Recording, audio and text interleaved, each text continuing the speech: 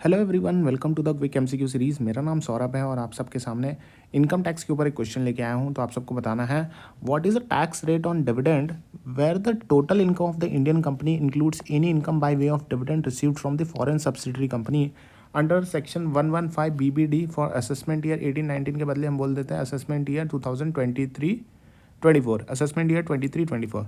तो यहाँ पे ऑप्शन दिए गए हैं 12%, 13%, 15%, 14%।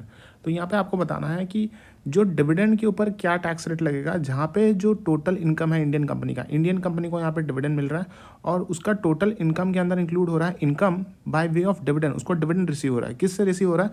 फॉरेन सब्सिडरी कंपनी से रिसीव हो रहा है। किससे रिसीव हो रहा है? फॉरेन सब्सिडरी कंपनी से रिसीव हो रहा है अंडर सेक्शन 115 BBD। 115 BBD में कितना परसेंट यहाँ पे डिविडेंड पे टैक्स लगेगा?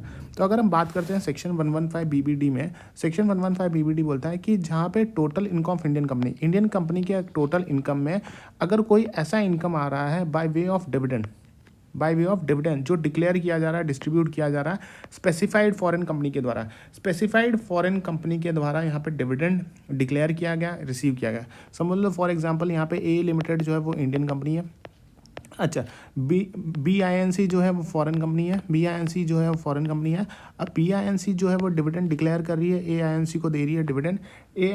ए लिमिटेड को डिविडेंड मिल रहा है, ए लिमिटेड रिसीव डिविडेंड और ये डिविडेंड दे रही है, पेड डिविडेंड। BINC ने डिविडेंड पे किया। अच्छा, अब ये डिविडेंड जो पे किया जा रहा है BINC, ये एक स्पेसिफाइड फॉरेन कंपनीज है।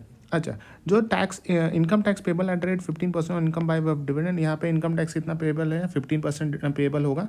तो जो भी डिविडेंड यहाँ पे रिसीव किया जाएगा ए लिमिटेड के द्वारा, वो उसके ऊपर 15% का टैक्स दिया जाएगा।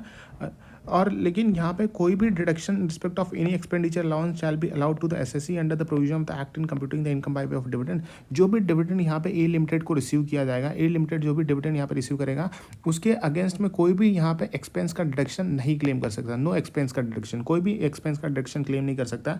लेकिन डिविडेंड कौन सा वाला इंक्लूड होना चाहिए? डिविडेंड ऐसा होना चाहिए सेम है section 2 subsection 22 other than clause ई वाला डिविडेंड छोड़ के सारे डिविडेंड चल जाएंगे। क्लॉज ई वाला डिविडेंड छोड़ के सारे डिविडेंड चल जाएंगे। सेक्शन 2 सबसेक्शन 22 क्लॉज ई, सेक्शन 2 सबसेक्शन 22 क्लॉज ई वाला डिविडेंड छोड़ के सारे डिविडेंड यहाँ पे चल जाएंगे जो ए लिमिटेड रिसीव कर रहा है। BINC मतलब एक specified foreign company. BINC is specified foreign company. Specified foreign company क्या होता है? स्पेसिफाइड फॉरेन कंपनी होता है ऐसी फॉरेन कंपनी जहाँ पे इंडियन कंपनी जो है वो होल्ड कर रही है 26% और मोर इन नॉमिनल वैल्यू। अच्छा, ए लिमिटेड जो है वो 26% और मोर यहाँ पे जो है वो शेयर होल्ड कर रहा है BINC में, नॉमिनल वैल्यू का 26% और मोर होल्ड कर रहा है of equity share capital of the company.